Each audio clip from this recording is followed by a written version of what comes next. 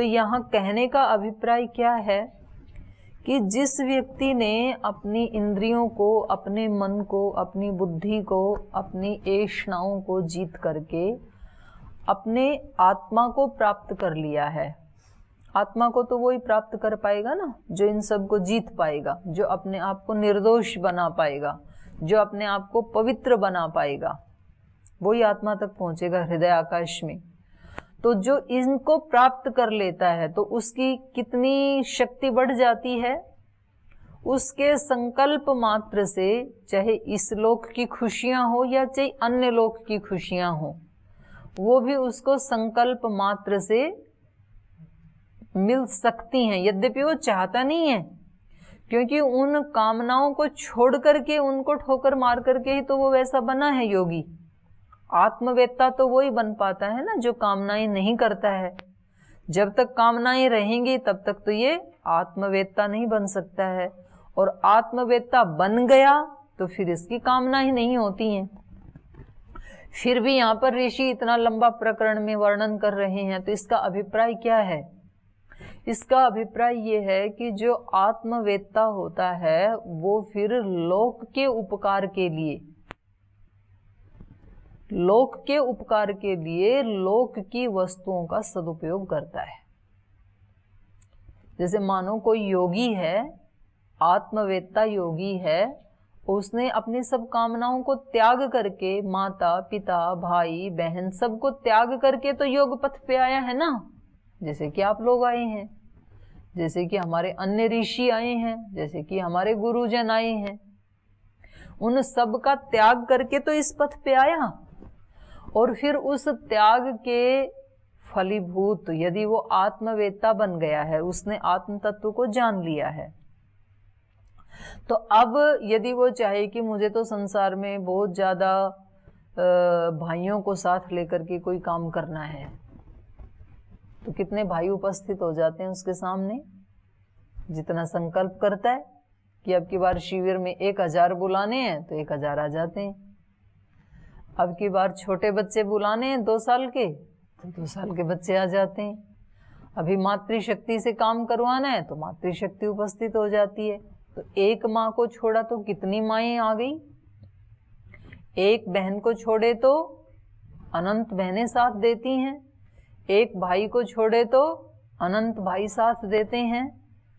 तो ये ऐसे किसी भी आत्मवेत्ता व्यक्ति के लिए, अब फिर आत्मवेत्ता 2 प्रकार के होंगे। एक वो होते हैं वो फिर अपना आत्म साक्षात्कार करके, अपने आप को जान करके या सत्य को जान करके फिर वो सत्य कामनाओं का प्रसार करता है, सेवा करता है लोक की। और एक होते हैं कि फिर वो मन से बैठ करके ऐसी कामनाएं करते हैं, लोका समस्ता सुखिनो भवन्ति, उसका भी बहुत प्रभाव है, उससे भी वायुमंडल बनता है। तो जैसे हमारे रमण महर्षि हैं, तो ऐसा नहीं है कि जी उन्होंने साधना की तो उसका क्या फल मिला, ऐसे बोल देते हैं ना लोग, क्योंकि लोगों का तो काम है बोलना। और हमने दोनों प्रकार के योगी देखे हैं। जैसे हमारे श्रद्धेय स्वामी सोमानंद जी महाराज थे, तो इस युग के वो आत्मवेत्ता ऋषि थे, और उन्होंने जब से वो आश्रम में बैठे संकल्प लिया तो फिर 45 साल तक आश्रम में ही रहे। और वहां पर जो भी उनके वहां बैठे बैठे जो भी साधन उनके पास आते थे, कोई जो भी दान दक्षिणा देते थे, कोई पर्ची उर्ची नहीं काटते थे, वो उसको फिर सेवा में लगाते थे। तो सेवा मतलब एक तो वो वैद्य थे तो औषधियां बनाते थे, तो जो भी आश्रम में आता उनको औषधि देते थे, उस समय आयुर्वेदिक औषधि। और दूसरा कोई जैसे टूटे पैर वाली गाय है, मोर है, कुत्ता है, बिल्ली है, कबूतर है, जो भी मतलब प्राणी सेवा, उन्होंने अपने आश्रम का नाम ही रखा हुआ था प्राणी सेवा आश्रम। तो उसमें सबकी सेवा करते थे वो। तो हम देखते थे जब हम मिलने जाते हैं तो कुछ लोग वहीं आके फिर स्वामी जी से मिले, उनसे आशीर्वाद लिया और फिर प्रसाद लिया और बाहर आकर के फिर क्रिटिसाइज करते थे। बोलिए ऐसे ऐसे जो आत्मवेत्ता लोग हैं, ये ऐसे छिप के बैठे हैं, इनको लोक का कल्याण करना चाहिए। यहाँ बैठने से क्या फायदा, जब आपको इतनी कोई वस्तु मिली है तो लोक का कल्याण करो। हम तो सुन लेते, हम कुछ नहीं बोलते थे। भाई हम कौन होते हैं बोलने वाले। फिर हमने यहाँ करके देखा एक और आत्मवेत्ता को, वो बोले सन्यास ले लिया तो और ज्यादा काम करो। नहीं तो पहले तो लोग सन्यास इसलिए लेते थे कि अब चलो काम वाम से छुट्टी, तो इनकी यज्ञ से तो छुट्टी हुई। अब उनकी यज्ञ में इतनी रुचि है, नाम यज्ञ देव जी है। तो यहाँ दूसरी प्रकार का सन्यास देखा, दूसरी प्रकार के योगी को देखा। वो कहते हैं कि सारा सब कुछ सेवा में लगा दो। शरीर की शक्तियां, मन की शक्तियां, बुद्धि की शक्तियां, आत्मा की शक्तियां सब झोंक दो दूसरों को सुखी करने में। तो फिर उनको भी क्रिटिसाइज करते हुए सुना लोगों को, बोले सन्यासी हैं तो इतना काम क्यों करते हैं, तो फिर क्या करें। लोगों को तो उनका काम ही है कहना। इसलिए दोनों प्रकार के योगियों को देख करके इतना ही समझ में आया कि व्यक्ति को सबसे पहले तो अपने अज्ञान का, दोषों का नाश करने का पूरा ईमानदारी से प्रयास करना चाहिए, और उसके बाद जो भी प्रेरणा है वैसे उसको सेवा में लगाना चाहिए। चाहे वो बैठ के सेवा में लगाएं, चाहे वो घूम के सेवा में लगाएं, क्योंकि सामर्थ्य बढ़ेगी तो निश्चित रूप से व्यक्ति सेवा में लगाएगा, और सामर्थ्य ही नहीं है तो वो क्या खाक सेवा करेगा। सूर्य सारी सृष्टि की सेवा तभी तो कर पा रहा है जब वो स्वयं प्रकाश से भरा हुआ है, तभी तो अंधकार को मिटा रहा है, सारे जगत के अंधकार को। यदि उसके पास, स्वयं के पास ही प्रकाश नहीं होगा तो दुनिया का अंधकार तो क्या अपना भी नहीं मिटा पाएगा। तो हमें अपनी शक्तियों को, वेद का पहला मंत्र कहां से शुरू होता है, अग्निमीळे पुरोहितम। ईश्वर को क्या कहा वहां पे, अग्नि, आग। तो सफल वही बनेगा, ऋषि वही बनेगा, योद्धा वही बनेगा जिसके दिल में आग होगी। और पूरे वेदों में ना बार बार अग्नि, मित्र, वरुण इन शब्दों का बहुत प्रयोग हुआ है। तो शुरुआत हुई आग से, अंत कहां हुआ, संगच्छध्वम संवदध्वम। अंतिम सूक्त कहां है, संगठन सूक्त है ना। तो साथ मिलके चलो, साथ मिलके चलो मतलब जो आपने पाया उसको सेवा में लगाओ। ये तो वेद ही हमें संदेश देता है। जिसके पास आग नहीं है ना वो कुछ भी नहीं कर पाएगा। अग्नि का मतलब क्या है, अग्निमीळे, जो हमें आगे ले जाती है वो ही आग होती है। और आग कई तरह की होती है। आग मतलब आगे ले जाने वाला, आग मतलब ईश्वर, आग मतलब राजा, आग मतलब आग, अग्नि, जठराग्नि, आहवनीय अग्नि जिसमें हवन करते हैं आप। एक आपकी जो किचन में अग्नि है, अब वहां आग ना हो तो क्या खा लोगे, तो अग्नि है तो सबका पेट भरती है ना। और आपके अंदर जठराग्नि ना हो तो कहां से पचा लोगे, खा भी लिया तो पचा नहीं पाओगे। आग का मतलब होता है शक्ति, इसलिए शब्द प्रयोग किए जाते हैं, क्रोधाग्नि, कामाग्नि। मतलब अग्नि तो शक्ति है, उसको क्रोध में लगा दिया तो वो जलाएगी, नष्ट करेगी। काम अग्नि, कामनाओं में लगा दिया तो भी मारेगी। और योग अग्नि वो भी शक्ति है, उधर मोड़ दिया तो वो क्या करेगी, दोषों को जलाएगी। फिर योग अग्नि, ज्ञान अग्नि, विद्या की अग्नि, पराक्रम की अग्नि, बल की अग्नि, अभीप्साओं की अग्नि, सेवा की अग्नि। जब तक आग नहीं होगी व्यक्ति में, आग बड़ी काम की चीज है। आग रूपांतरण करती है। हमारी जठराग्नि जो है वो क्या करती है, खाए हुए का रूपांतरण करती है। खाई तो रोटी थी और उससे 7 प्रकार के रस बना देती है, 7 धातुओं में कन्वर्ट कर देती है। तो अग्नि क्या करती है, रूपांतरण का काम। जिस व्यक्ति में सेवा की आग होगी, ब्रह्मचर्य की आग होगी, ये आग आपके जीवन का रूपांतरण कर देगी, आपको देवता बना देगी। फिर आप ये व्यक्ति नहीं रहेंगे। विद्या की अग्नि क्या करती है, करत करत अभ्यास के जड़मति होत विद्वान बना देगी आपको। विद्या की आग है तो थोड़ा थोड़ा पढ़ते पढ़ते पढ़ते पढ़ते पढ़ते पढ़ते 10, 15, 20 साल में आप एक विद्वान बन जाएंगे। बल की अग्नि आपको बलवान बना देगी, धन की अग्नि आपको धनवान बना देगी, बुद्धि की अग्नि आपको बुद्धिमान बना देगी। लेकिन आग होनी चाहिए, आग रूपांतरण कर देती है, परिवर्तन कर देती है। पवित्र जिन चीजों को करना होता है उनको आग में से गुजारा जाता है। सोने की जब दोष दूर करने होते हैं तो उसको क्या करते हैं, तपाते हैं आग में। लोहे को कोई नहीं तपाता दोष दूर करने के लिए, सोने को ही तपाया जाता है, तो फिर वो कुंदन बन जाता है। इसलिए जिस भी इंसान को आप देखोगे जो महान बना है, उसको पहले किधर से गुजरना पड़ा है, आग से। अग्नि परीक्षा सीता की भी होती है। सीता तो पहले इतनी पवित्र माता है, उसकी क्या अग्नि परीक्षा करना। अग्नि परीक्षा होती ही सीता की है, जिसका कोई ठिकाना नहीं, कोई चरित्र नहीं, उनकी कभी परीक्षा सुनी आपने? तो हमेशा अग्नि परीक्षा किसकी होती है, सीताओं की ही होती है। जिनका कोई चरित्र है, कोई महत्व है, उन्हीं की परीक्षा होती है। तो अग्नि परीक्षाएं जब आती हैं ना जीवन में, तो वो हमारा रूपांतरण करने के लिए आती हैं, हमारी पवित्रता को, हमारी विशुद्धता को बढ़ाने के लिए आती हैं। तो आग बहुत जरूरी है। तो ऐसे ही आत्म अग्नि सबसे विशुद्धतम अग्नि है, आत्मा की अग्नि।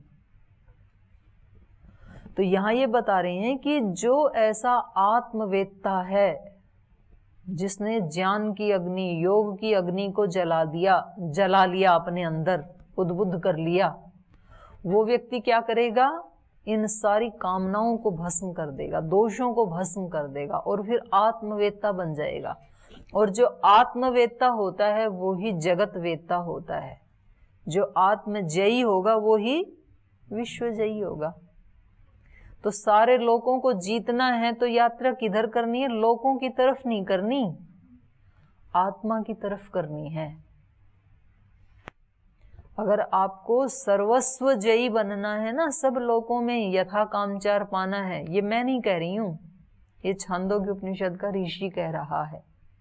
तो मैं इनकी बात को केवल आपको पढ़ के बता रही हूं।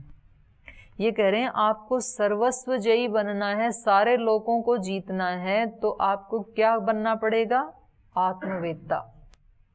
जो इसको जान लेता है उसका सब लोगों में यथा कामचार हो जाता है, वो सब लोगों में निर्बाध गति से जा सकता है। उसको, उसके सामने उसके सब संकल्प पूरे होते हैं। स्वामी जी ने एक संकल्प कर लिया, बोले मैं जब तक कांग्रेस को उखाड़ ना दूं तब तक हरिद्वार में नहीं जाऊंगा। कितना बड़ा संकल्प है। फिर राजनीति में तो कभी भी कुछ भी हो जाए ऊपर नीचे। जो योगी होते हैं, जो महापुरुष होते हैं, वो तो सिर धड़कीबाजी लगा के कोई रिस्क लेते हैं। आग के साथ अपना संबंध जोड़ना, आग का मतलब है फिर वहां कुछ बचने की आशा नहीं होती है।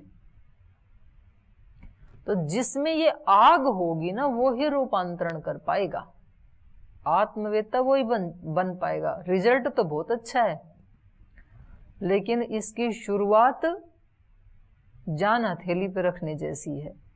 नहीं तो फिर दूसरे सामान्य रह जाते हैं जो बिना आग वाले हैं, या थोड़ी थोड़ी आग होती है उनमें। तो ऐसी थोड़ी थोड़ी आग की लंबी जिंदगी से भी कोई ज्यादा फायदा नहीं है। लोग आशीर्वाद देते हैं ना कि आप जिए हजारों साल, जिए 100 साल, ये जी के करेगा क्या?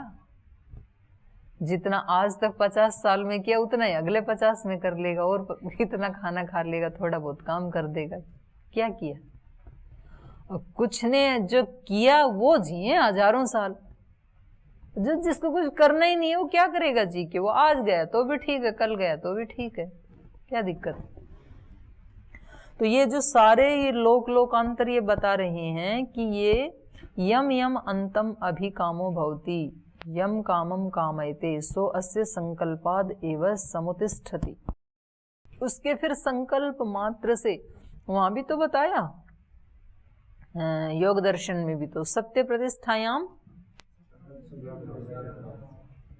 सत्य में जो प्रतिष्ठित होता है तो उसका प्रतिफल क्या है? क्रियाफल आश्रयत्वम, सब उनकी क्रियाएं क्या हो जाती हैं? सफल हो जाती हैं। सूत्र ठीक बोल रहे हो गलत बोल रहे हो? सत्य प्रतिष्ठायाम क्रियाफल आश्रयत्वम है ना? हाँ तो ठीक है, फिर सारी क्रियाएं उसकी सफल हो जाती हैं। और वो कौन सा सूत्र है? सर्वरत्नोपस्थानम अस्तेय प्रतिष्ठायाम, अस्तेय में प्रतिष्ठित होने से उसको सब रत्नों की प्राप्ति हो जाती है।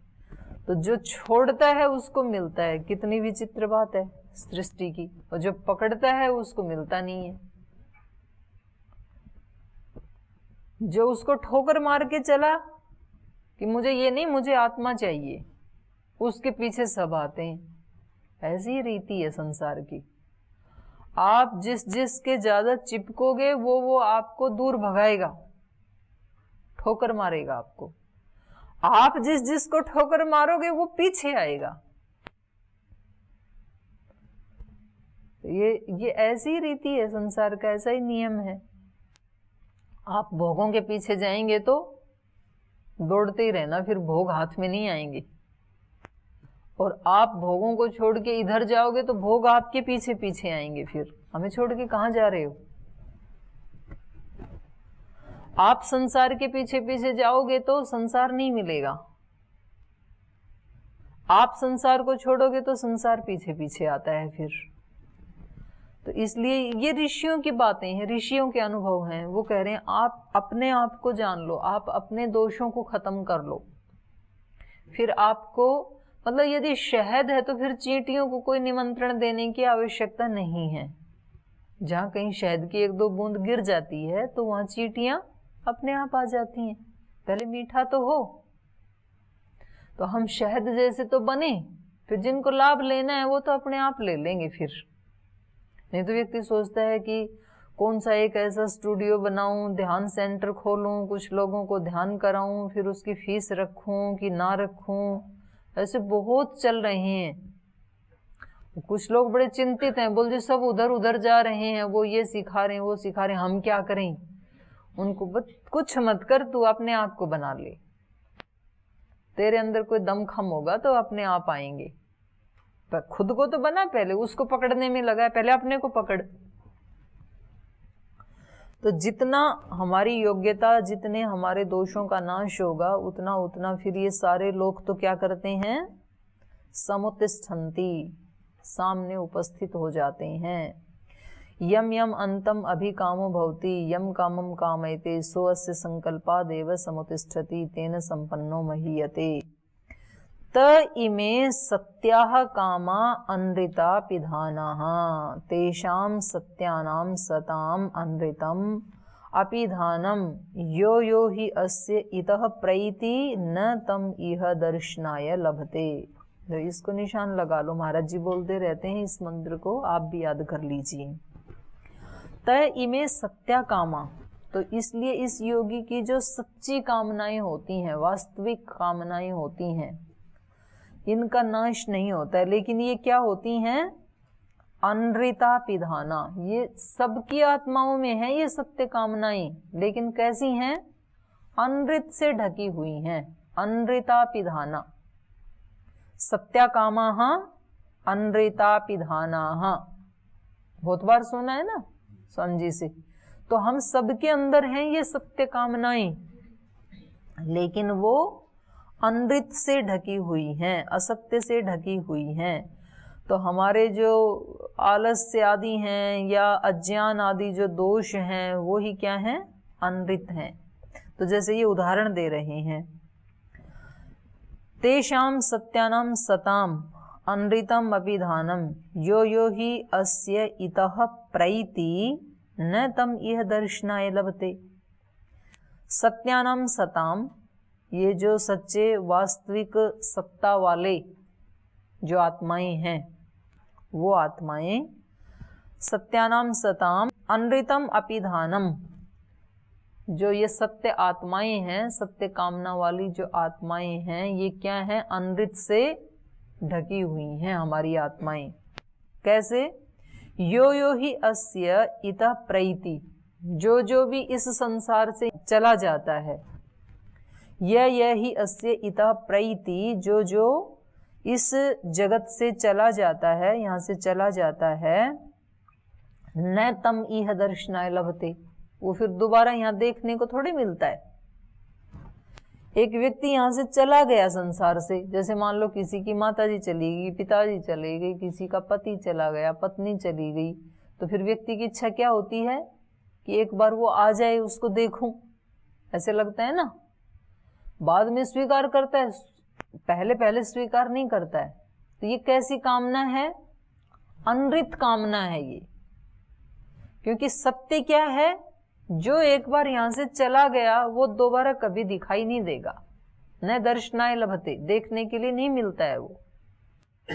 तो जो एक बार चला गया वो तो दिखेगा ही नहीं। और फिर भी हम कामना क्या करते हैं? एक बार तो दिख जाए। तो ये हमारी कामना कैसी है? अनृत कामना है। इसने सत्य कामना को ढक रखा है। सत्य को ढक रखा है, मतलब ये कहो सत्य तो यही है कि वो कभी भी नहीं दिखेगा। तो ये तो एक उदाहरण दिया है इन्होंने। ये कहते हैं ऐसे ही हमारा जो सत्य है, जो आत्मा है, जो सारी शक्तियां हैं, इतनी शक्ति हर आत्मा के अंदर है कि वो जैसा चाहे वैसा अपना एक संसार बनाए।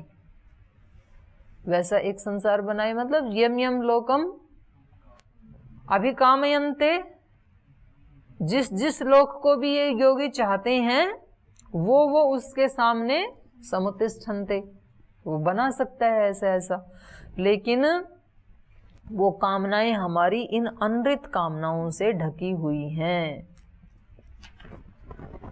अथ ये च इह जीवा ये च प्रेता यच्च अन्यद इच्छन् न लभते सर्वे तद अत्र गत्वा विन्दते अत्र हि अस्य एते सत्या कामा अनृता पिधानाः तद यथापि हिरण्यनिधिं निहितम् अक्षेत्रज्ञा उपरि उपरि संचरन्त न विन्देयु एवं एव इमाः सर्वा प्रजा अहर अहर गच्छन्त्य एतं ब्रह्मलोकं न विन्दति अनृतेन हि प्रत्यूढाः। तो करें अथ च इह जीवा, तो जो भी इसमें जीवात्माएं हैं इस संसार में, यह मतलब इस लोक में, जीवाहा जीवात्माएं हैं, जीवित आत्माएं मतलब जो अभी गई नहीं है, और ये च प्रेता, और जो आत्माएं यहाँ से चली गई हैं, जो प्रेत आत्माएं हैं, यच्च अन्यत, और उनसे भी अतिरिक्त और भी जो कोई आत्माएं हो सकती हैं जो अदृश्य हैं, जो यहाँ जो आत्माएं यहाँ जी रही हैं, जो यहाँ से चली गई हैं, और उनसे भी अतिरिक्त जो आत्माएं हैं, यच्च अन्यत इच्छन् न लभते, उनको ये चाहता हुआ जो प्राप्त नहीं कर पाता है। यहाँ रहते हुए भी तो सबको प्राप्त नहीं कर पाता है ना, और चले गए उनको तो बिल्कुल ही नहीं कर पाता है। और कुछ अन्य आत्माएं भी हैं उनको भी जो प्राप्त नहीं कर पाता है। जैसे ऋषियों की आत्माएं हैं ही, महर्षि पतंजलि की ऋषि की, जिन ऋषियों का हम ये पढ़ रहे हैं, इन ऋषि की भी आत्मा तो है ही, तो उसको हम नहीं न लभते, नहीं प्राप्त कर पा रहे हैं। सर्वे तद अत्र गत्वा विन्दते अत्र ही अस्य एते सत्या कामः, लेकिन इसको वो सब आत्माएं मिल जाती हैं, आत्मवेत्ता को। हमें तो नहीं मिलती हैं, इसको मिल जाती हैं। अत्र ही अस्य एते सत्या कामः अनृता पिधानाः। इस ये जो चल रहा था ना कि उस सत्य को हम कहाँ जाने, हृदय मंदिर में, तो कह रहे हैं हृदय मंदिर में जाकर के जो उस आत्मा को जानता है उसको तो ये सब मिल जाएंगी। इस आत्मवेत्ता को, इस हृदय मंदिर में घुसने वाले को तो सब मिल जाएंगी, बाकी को नहीं मिलती हैं। अत्र ही अस्य एते सत्या कामा अनृता विधाना तद यथापि हिरण्य निधिम निहितम, एक उदाहरण दे रहे हैं। कह रहे हैं ये ऐसे ही है जैसे यथा हिरण्य निधिम निहितम, हिरण्य निधि जैसे सोना गाड़ देते थे ना पहले जमीन में, पहले बैंक आदि तो होते नहीं थे, तो कहीं भी वो मिट्टी में गाड़ देते थे, और फिर वो मरते समय बताते थे अपने बच्चों को, और बाई चांस मरते समय यदि बताने का चांस नहीं मिला तो फिर वो गड़ा ही रह जाता था। तो जो उसकी आने वाली पीढ़ियां हैं, यद्यपि उसके घर में वो धन गड़ा हुआ है, सोना गड़ा हुआ है, और उनको पता नहीं है, तो वो ऊपर से ऐसे ही घूमते रहते हैं और वो गरीब रहते हैं। अगर उनको पता लगे तो निकाल के फिर वो धनवान बन सकते हैं। तो कह रहे हैं ये ऐसा ही है जैसे कोई हिरण्य निधिम निहितम, सोने के खजाने को जो कि निहितम, जो कि छिपा हुआ है, अक्षेत्रज्ञ, और उस क्षेत्र वाले लोग उसको जानते नहीं है। अक्षेत्रज्ञ, क्षेत्र माने स्थान, तो वो जानते नहीं है कि नीचे गड़ा हुआ है। ऊपरी संचरणत, वो उसके ऊपर संचरण करते रहते, घूमते रहते हैं ऊपर ऊपर। नैविंदेयु, लेकिन उस सोने को वो पा नहीं सकते हैं, क्योंकि पता ही नहीं है ना कि है, क्योंकि सोना किससे ढका हुआ है? ऊपर से मिट्टी से ढका हुआ है। कह रहे हैं एवं एव इमा सर्वा प्रजा, ऐसे ही ये सारी प्रजाएं अहर अहर गच्छन्त्य, प्रतिदिन जाते हुए, रोज जा रही हैं यहाँ से। अहर अहर गच्छन्त्य एतम ब्रह्मलोकम नैविंदति, इस ब्रह्मलोक को प्राप्त नहीं कर पाती हैं। जो ये आत्मवेत्ता है ये तो ब्रह्मलोक को प्राप्त करता है, बाकी नहीं कर पाती हैं। एतम ब्रह्मलोकम नैविंदन्ति अनृतेन ही प्रत्यूढ़ा, क्योंकि उनको पता ही नहीं है, क्योंकि उन्होंने हृदय आकाश में उसको नहीं ढूंढा, इसलिए रोज ऐसे ही जाते हैं, ऐसे ही आ जाते हैं। तो फिर इसका आध्यात्मिक अर्थ क्या है और इसका शाब्दिक अर्थ क्या है, इसकी फिर कल चर्चा करेंगे, क्योंकि आज समय हो गया, तो इस पे कल थोड़ा विचार करेंगे। आज यहीं इसको विराम देते हैं।